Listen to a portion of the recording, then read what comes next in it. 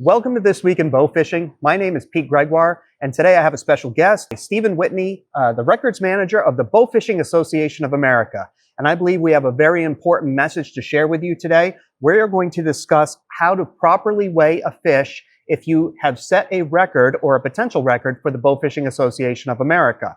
So Stephen, how long have you been responsible for records at the BAA? Going on 2 years now. In that time, approximately how many records would you say that you certified during the course of a year? Anywhere between 100 on a slow year up to 250. That's a pretty significant amount of work no matter how you cut it. But what's really important is that there is a very specific way that the BAA recommends that somebody submits their record in order for it to be certified. Correct. And we have some equipment here, and I would really like you to walk us through how this equipment gets used in order to set up for the weighing of the fish. Okay. So the scale has to be stationary when you're weighing in a fish. We don't have anything stationary, but just imagine that it is hanging from a boat, a tree limb, something stationary. So all you do is you turn on the scale, then you're going to show that the scale is zeroed out, and then you are going to take a plated weight of any size. It could be in a 2.5 pound weight, a 1 pound weight, or a 5 pound weight even, and then you're going to hang it on said scale.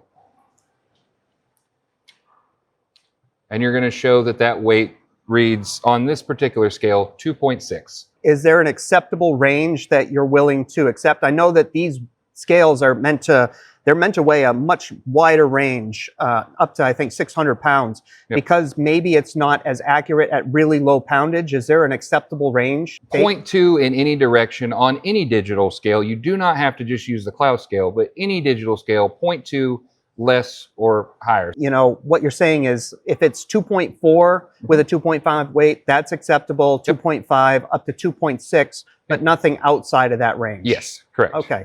So then you would remove the plated weight, all in the same video, and you would add your fish. And then you need to make sure that this fish is not touching anything. And in the video, you can see from head to tail, side to side on the fish, so it's not leaning on anything.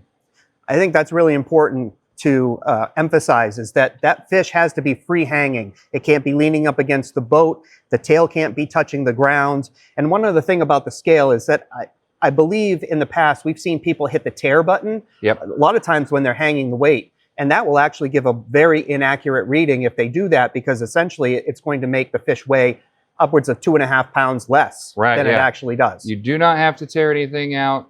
Don't hit the tear button. Just turn it on, hang it, let it go to 0. So now I've hung my fish on here, and I believe that it's a new record. What is the next step that they need to follow? So the next step you need to follow whenever you're submitting a record is you need to take pictures of preferably a tape measure on the fish to show length. And then depending on the species of fish, like a big mouth or a smallmouth buffalo, for example, you need to take a picture of the mouth. There are listed species there on the website. But you need to take 3 good pictures of the fish, and please do your best to try to take the best picture possible, because it's going to go on our website, and you're going to have hopefully your friends and family look at that too.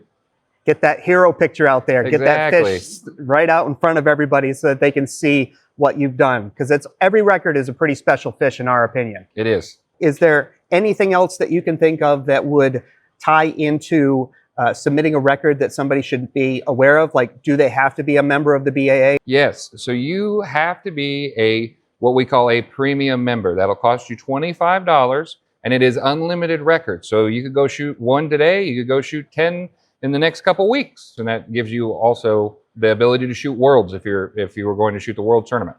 And the submission process, where can I find the information associated with that? The submission process is all found on the Bowfishing Association of America.com underneath records. When you hit records, it will have the submission form. If you scroll down a little bit right there, it walks you through step by step. And if there's any comments, questions, or concerns, feel free to message BAA, and we will get it straightened out right away. And if they have any questions, do people reach out to you sometimes directly?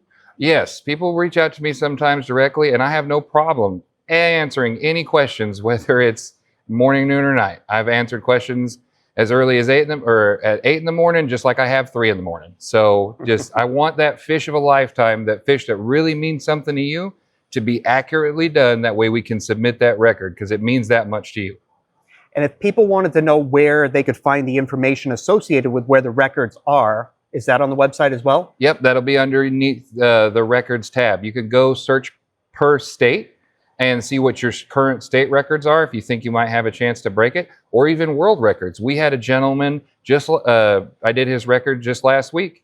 He shot a pompano in Louisiana, and he thought it was just a state record. Turns out that it was a state and a world record too, and he was so happy to hear from it. So if you shoot the fish of a lifetime, what's really important is that you go to the Bowfishing Association of America website and you go to records, verify that your weight potentially beats the existing record, fill out the information associated with it, use the correct equipment and the correct weighing process in order to be successful. And then once you submit your record, you should see a response coming from somebody like Steven at the BAA congratulating you on your new record. Anything else that you'd like to add? If you're really worried about the video, if you think you may have done something wrong, put that fish on ice for a day, just to make sure. And if you're that worried about it, make sure to message us.